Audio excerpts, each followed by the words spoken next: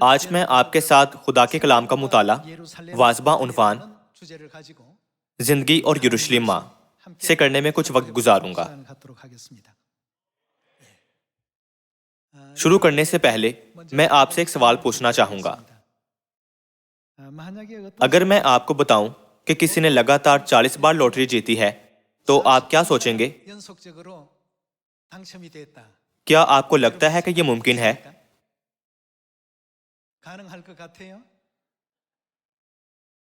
کیا زیادہ تر لوگ یہ نہیں سوچتے کہ یہ اتفاقاً نہیں ہو سکتا، یا کوئی ایسا طریقہ ہوگا جس کے لیے کسی نے منصوبہ بندی کی ہو؟ کوئی بھی اس طرح سے سوچ سکتا ہے، خاص کر ایسے واقعات کے لیے جن میں کامیابی کے امکانات بہت کم ہیں۔ تو پھر آج یہاں موجود آپ سب کے لیے اور میرے لیے بھی یہی کہا جا سکتا ہے۔ یہ کہنا زیادہ نہیں ہوگا کہ ہم انسان بنیادی طور پر صرف پروٹینز کا ایک مجموعہ ہیں۔ یہ کہا جاتا ہے کہ صرف ایک پروٹین کو تشکیل دینے کے لیے امینو ایسڈ کو باقاعدہ تسلسل وضع اور مزید اگلوں کے مماثل ہونا چاہیے۔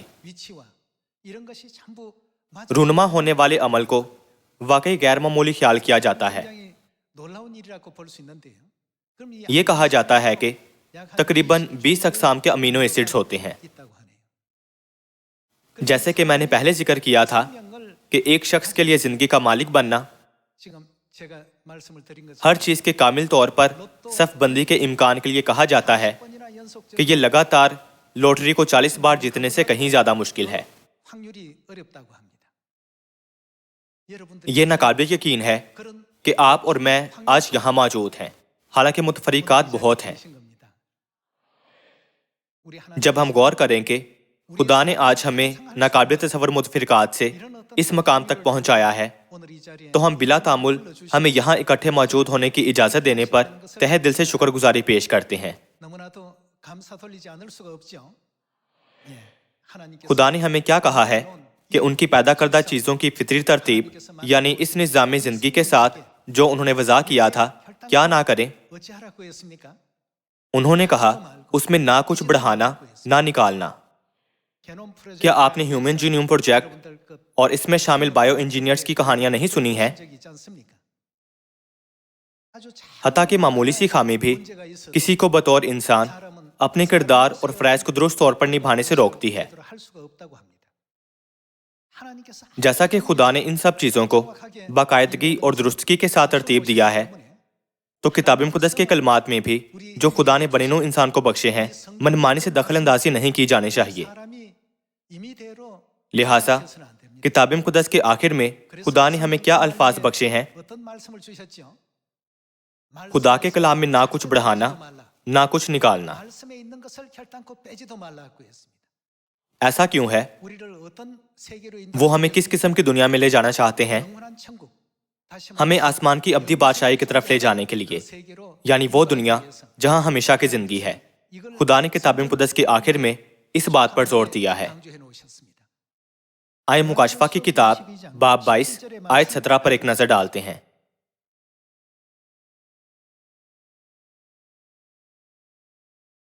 روح اور دلہن کہتی ہیں آ، اور سننے والا بھی کہے آ، اور جو پیاسا ہو وہ آئے، اور جو کوئی چاہے آب حیات مفت لے۔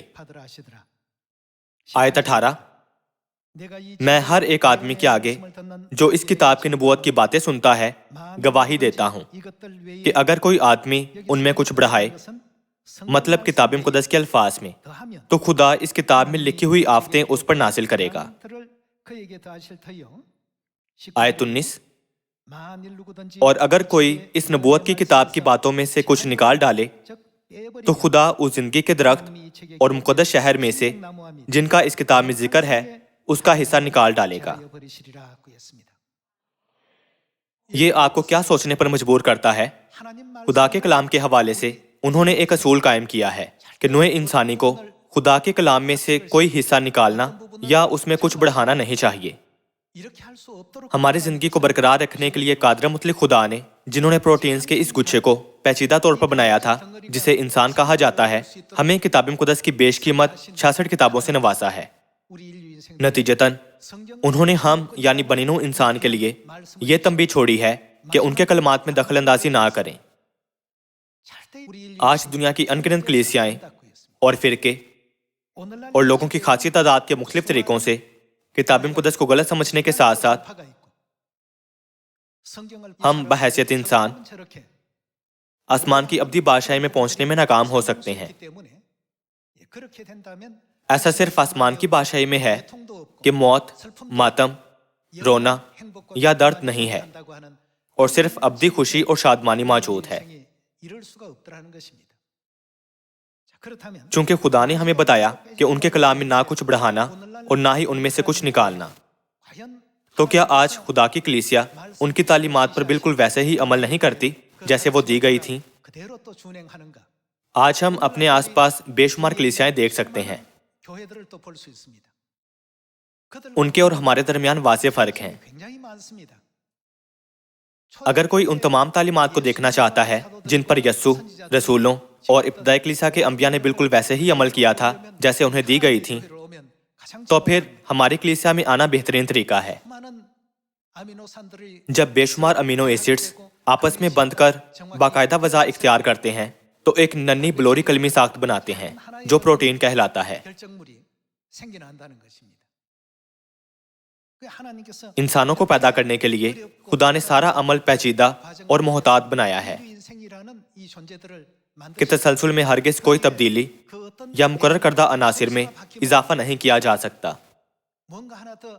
अगर कुछ खुदा के वज़ा करदा तरीके से मुख्तलिफ होता तो ये इंसानों को गोयाई, शऊर, बसारत और एहसास करने के काबिल से महरूम रखेगा।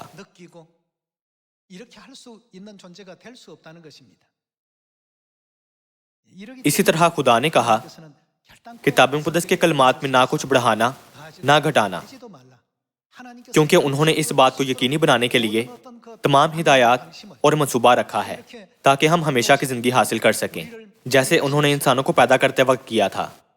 चूंकि ये इस तरह से कायम हुआ है, इसलिए बने नूह इंसान को हरगिज़ इनमें दखल अंदाजी नहीं करनी चाहिए।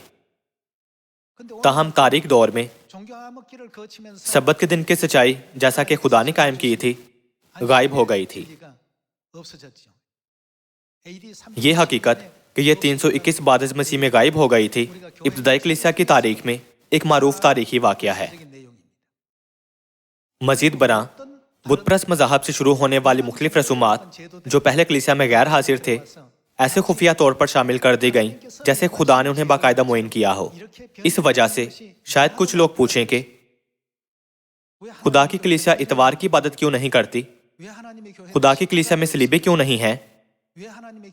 खुदा की कलीसिया क्रिसमस क्यों नहीं मनाती? हमारे चर्च में नए आने वालों के ये आम सवालात हैं। ताहम ऐसे रसूमात का खुदा ने कभी हुक्म नहीं दिया था और ना ही ये किताब मुक़द्दस की 66 किताबों में कहीं मिल सकती हैं। खुदा ने हमें क्या कहा है? हरगिज़ कुछ ना बढ़ाओ जो वहां नहीं है, और क्या कहा है? कुछ ना निकालो। चीजों को जैसी वो हैं कबूल करने से उस दरवाजे के साथ क्या होता है जो हमें आसमान की अब्दी बादशाही में ले जाता है जिसमें हम दाखिल होना चाहते हैं? क्या इसी तरह उन्होंने हमें हमेशा की जिंदगी का बेशकीमत वादा नहीं बख्शा है? तो फिर ऐसा क्यों है कि आज दुनिया में बहुत सी कलीसियाएं सिर्फ खुदा बाप पर ईमान रखती हैं? खुदा की कलीसिया ना सिर्फ खुदा बाप पर बल्कि खुदा माँ पर भी ईमान रखती है। तो फिर क्या खुदा के कलाम पर मुश्तमिल किताब मुक़द्दस वाकई हमें बताती है कि सिर्फ खुदा बाप वजूद रखते हैं, या ये कहा गया है कि सिर्फ खुदा बाप ही नहीं बल्कि खुदा माँ भी हैं? क्या हमें इस मामले को दुरुस्त तौर पर नहीं समझना चाहिए? आइए दूसरे कुरिन्थियों की किताब बाब 6 आयत 17 से देखते हैं। दूसरा कुरिन्थियों बाब 6 आयत 17। इस वास्ते खुदावंद फरमाता है कि उनमें से निकलकर अलग रहो और नापाक चीज को ना छुओ, तो मैं तुमको कबूल कर लूंगा और तुम्हारा क्या बाप हूंगा। और तुम मेरे, तुम क्या होगे?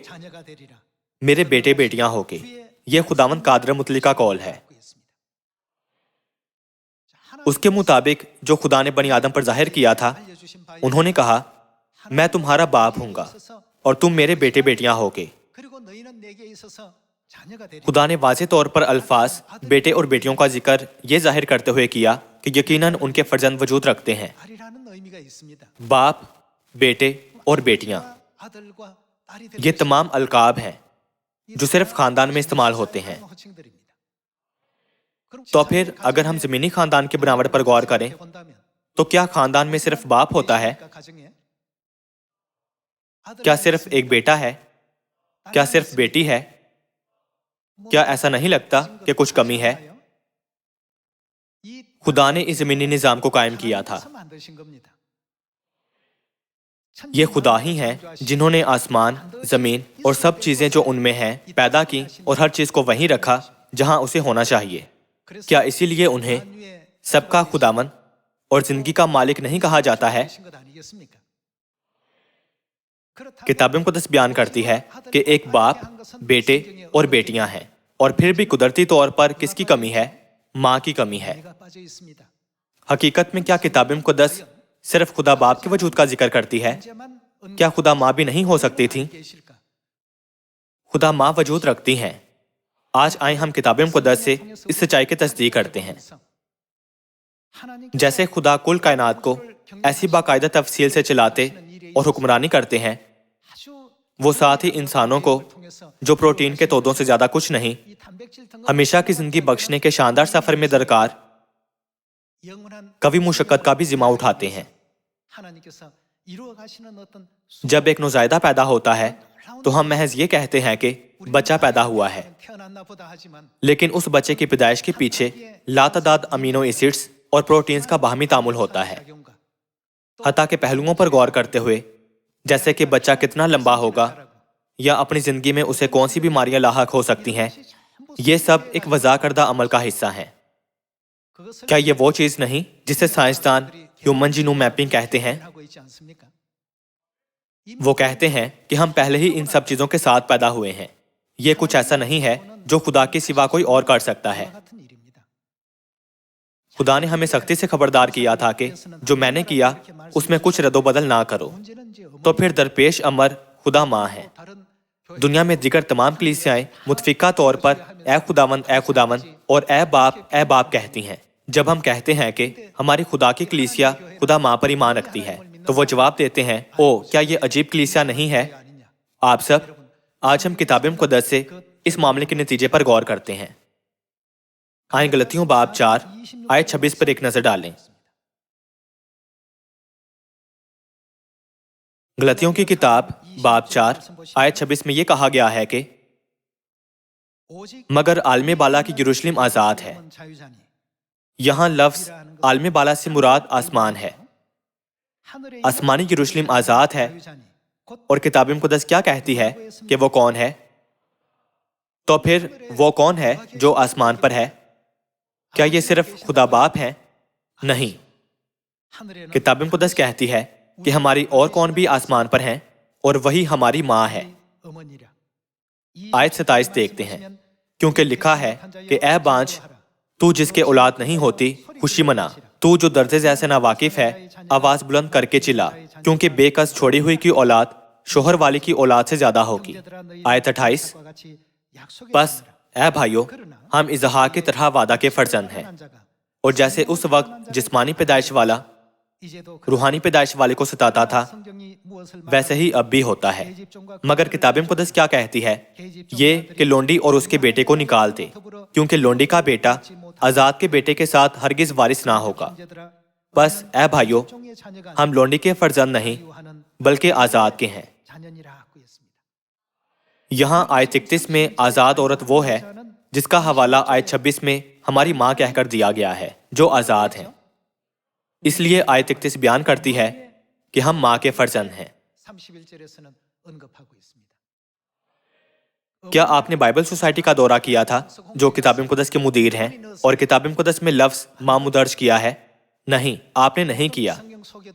किताब मुक़द्दस के हर तर्जमे में مستقل طور پر یہ لکھا ہے مگر عالم بالا کی یروشلم آزاد ہے اور وہی ہماری ماں ہے۔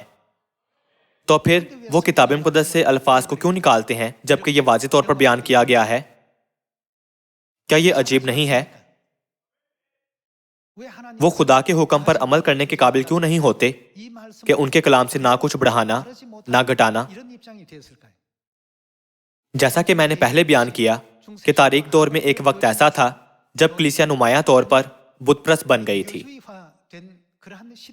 یہ سب دستاویزی کیا گیا ہے اور کلیسیا کی تاریخ کی کتابوں میں اسے باضابطہ طور پر تسلیم کیا گیا ہے۔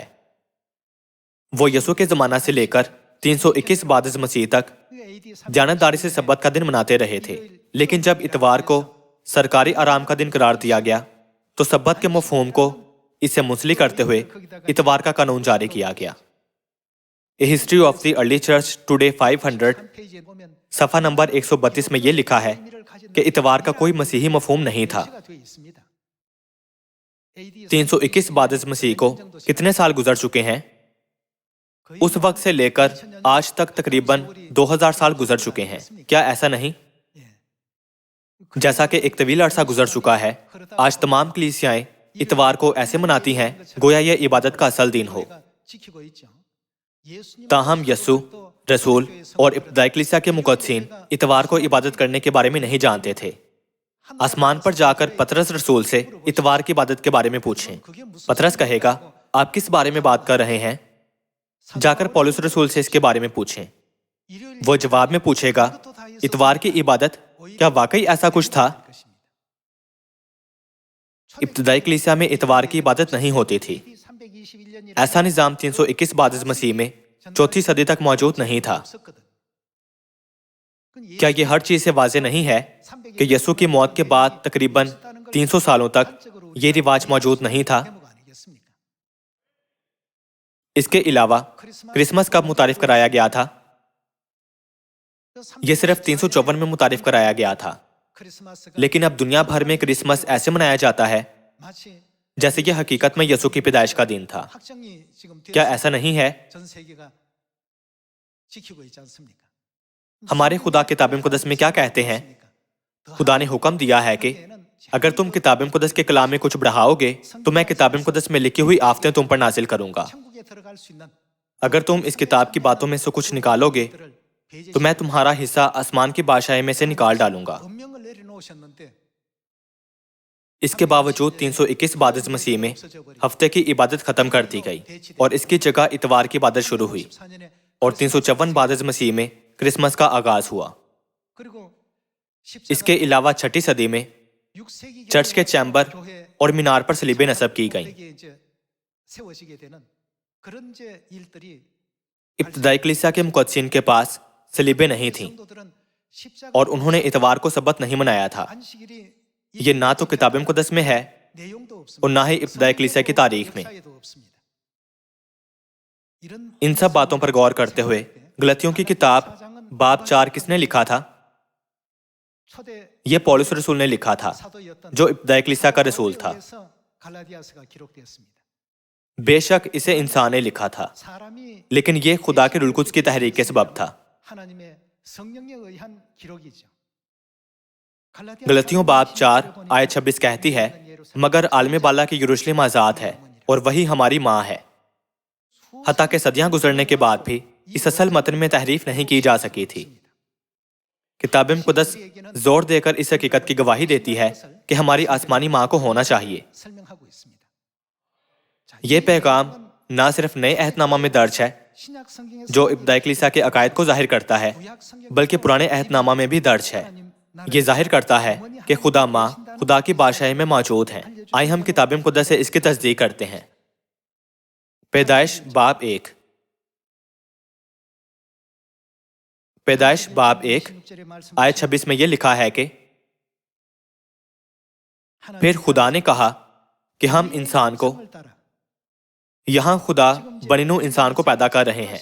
یہ وہ بات ہے جو انہوں نے تخلیق کے عمل کے دوران کہی تھی۔ انہوں نے کہا ہم انسان کو اپنی صورت پر اور کیا اپنی شبیہ کی مانند بنائیں۔ دنیا میں تمام کلیسیائیں عام طور پر یہ تعلیم دیتی ہیں کہ ایک اور واحد خدا نے انسانی زندگی کو پیدا کیا ہے، حالانکہ ان کی کتاب مقدس اس کتاب مقدس سے مختلف نہیں ہے جسے میں ابھی پڑھ رہا ہوں۔ تمام کتاب مقدس میں یہی جملہ درج ہے، ہم انسان کو اپنی شبیہ کی مانند بنائیں، دوسرے الفاظ میں ہم انسان کو پیدا کریں۔ ہر کوئی کہتا ہے بنی نوع انسان کی تخلیق ایک ہی خدا نے کی تھی، لیکن کتاب مقدس کی اس آیت میں درج الفاظ کے بارے میں آپ کیا سوچتے ہیں؟ یہ واضح طور پر ہمیں دکھاتا ہے کہ یہ واحد خدا نہیں تھے۔ کچھ لوگ مسلسل اصرار کرتے ہوئے پوچھتے ہیں کہ کیا ترجمے میں غلطی ہو سکتی ہے؟ تاہم اصل کتاب مقدس میں بھی یہ واقعی لکھا گیا ہے، ہم انسان کو اپنی صورت پر اپنی شبیہ کی مانند بنائیں۔ اس کا مطلب ہے کہ ہم انسانوں کو بنانے والے خدا صرف ایک نہیں ہے۔ کیا لفظ ہم صرف ایک شخص کو ظاہر کرتا ہے؟ یہ واحد اسم نہیں ہے، یہ جمع اصطلاح ہے۔ آیت 26 دوبارہ دیکھتے ہیں۔ پھر خدا نے کہا کہ ہم انسان کو اپنی صورت پر اپنی شبیہ کی مانند بنائیں، اور وہ سمندر کی مچھلیوں اور آسمان کے پرندوں اور چوپایوں اور تمام زمین اور سب جانداروں پر جو زمین پر رینگتے ہیں اختیار رکھیں۔ اور خدا نے انسان کو اپنی صورت پر پیدا کیا، خدا کی صورت پر اس کو پیدا کیا۔ اور کون پیدا کیے گئے تھے؟ نر و ناری ان کو پیدا کیا۔ وہ کس کی صورت پر پیدا کیے گئے تھے؟ خدا کی صورت پر۔ خود کو ہم کہنے والے خدا نے کہا ہم انسان کو اپنی صورت پر بنائیں، اور ایک کو نر اور دوسرے کو ناری کے طور پر پیدا کیا۔ کیا یہ سچ نہیں ہے کہ نر خدا کی مذکر صورت کی نقل کے طور پر پیدا کیے گئے تھے؟ عورتوں کے بارے میں کیا خیال ہے؟ وہ خدا کی نسوانی صورت کی نقل کے طور پر پیدا کی گئی تھیں۔ تمام بنی نوع انسان اب مذکر صورت کے مالک خدا کو خدا باپ کہتے ہیں۔ تو پھر بنی نوع انسان کو نسوانی صفات رکھنے والے خدا کو بجا طور پر کیا پکارنا چاہیے؟ یہ ایک حقیقت ہے۔ یہاں سے دیگر لوگوں کے راستے خدا کی کلیسیا کے راستے سے الگ ہو جاتے ہیں۔ اس معاملے پر خدا کے حکم کے مطابق غور کریں کہ ان میں نہ کچھ بڑھاؤ نہ کچھ گھٹاؤ۔ واضح طور پر صرف خدا باپ کو ہی نہیں بلکہ اور کس کو وجود رکھنا چاہیے؟ یہی وہ بات ہے جو درست ایمان کو ظاہر کرتی ہے۔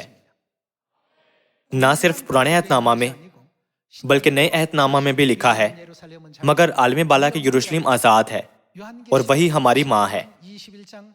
مکاشفہ ابواب 19، 21 اور 22 میں کتاب مقدس آسمانی باپ اور آسمانی ماں کے روحانی کام کے بارے میں برا کی بیوی، برا کی دلہن اور روح اور دلہن جیسے اظہار کے ساتھ نبوت کرتی ہے۔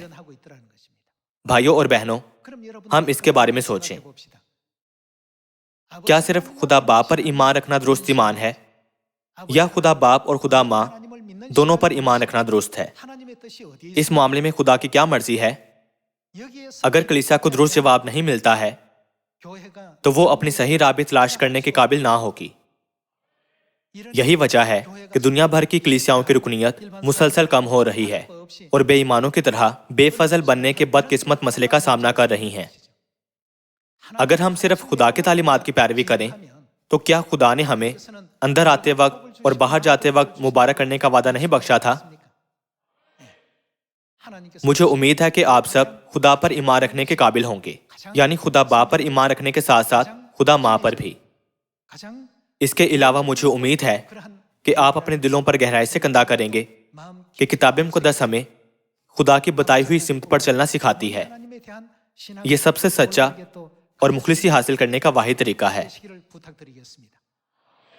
نیز ہمیں اپنے آس پاس بہت سے لوگوں کو اس سچائی سے آگاہ کرنا چاہیے۔ آپ کو اور مجھے درست طور پر انہیں سکھانے کے قابل ہونا چاہیے کہ ہم خدا ماں پر ایمان کیوں رکھتے ہیں۔ کیا یہ واحد طریقہ نہیں جس سے ہم خدا کے بیٹے اور بیٹیاں ہونے کا مقام حاصل کر سکتے ہیں؟ خدا کے فرزندوں کو واضح طور پر دنیا کو بتانا چاہیے کہ ان کے پاس نہ صرف خدا باپ ہیں بلکہ خدا ماں بھی ہیں۔ اصل عبرانی کتاب مقدس میں خدا باپ اور خدا ماں کے بارے میں 2500 سے زیادہ مرتبہ درج ہے۔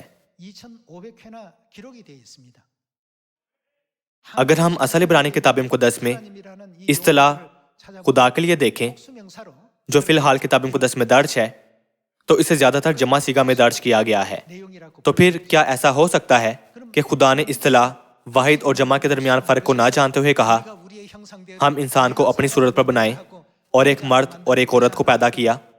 کیا آپ ایسا سوچتے ہیں؟ کیا تمام بنی نوع انسان خدا کی مذکر صورت کو خدا باپ نہیں کہتے ہیں؟ تاہم وہ مکمل طور پر خدا کو نظر انداز کر رہے ہیں جو نسوانی صفات کے مالک ہیں۔ اس کا مطلب ہے کہ انہیں یہ نہیں کہا جا سکتا کہ وہ خدا کو مکمل طور پر سمجھتے ہیں۔ بعض اوقات کچھ لوگ افسیوں باب 4 کی ایک خاص آیت سے اس موضوع پر بحث کرنے کی کوشش کرتے ہیں۔ میں آپ کو تاکید کرتا ہوں کہ خود تصدیق کریں کہ وہ ایسا کیوں کہہ رہے ہیں اور ایسی آیات دراصل کتاب مقدس میں کیوں موجود ہیں۔ آئیں افسیوں باب 4 آیت 4 سے دیکھتے ہیں۔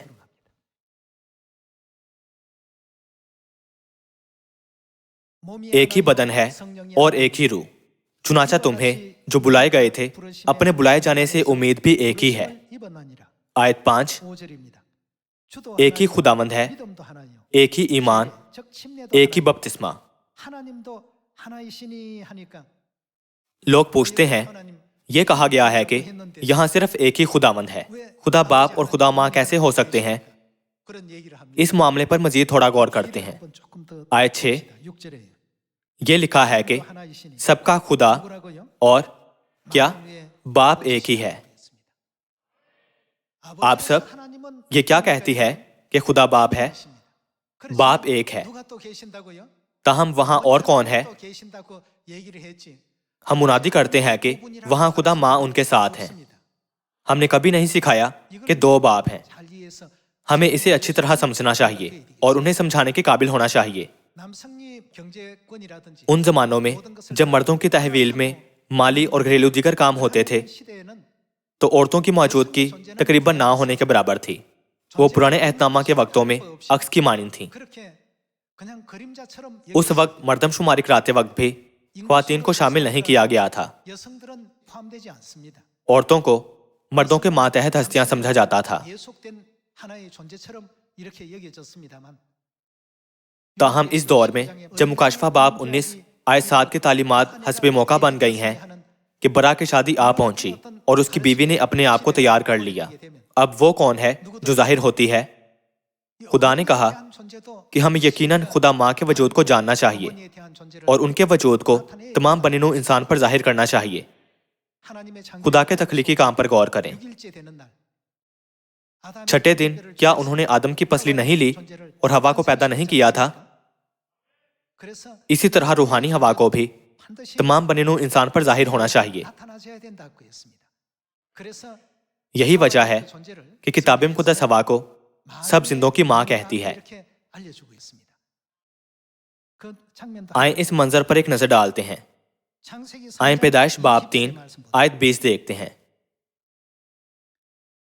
پیدائش باب 3 آیت 20 میں یہ لکھا ہے کہ آدم نے اپنی بیوی کا نام ہوا رکھا اس لیے کہ وہ کیا ہے؟ سب زندوں کی ماں ہے۔ آدم اور اس کی بیوی ہوا، یوں خدا نے انہیں پیدا کیا تھا۔ کیا کتاب مقدس میں 6 روزہ تخلیق کا بیان 6000 سالہ نبوت کے عکس کے طور پر کام نہیں کرتا؟ تو پھر آخری گھڑی میں جو پیدا کیا گیا تھا کون تھا؟ یہ ہوا تھی۔ بالآخر اس کا مطلب یہ ہے کہ جب ہوا کا وجود آدم کی پسلی سے نکلتا ہے، یعنی خدا کے مخلصی کے کام کے آخر میں، تو خدا ماں کا وجود بھی تمام بنی نوع انسان پر اشکارا کرنا اور منادی کی جانی چاہیے۔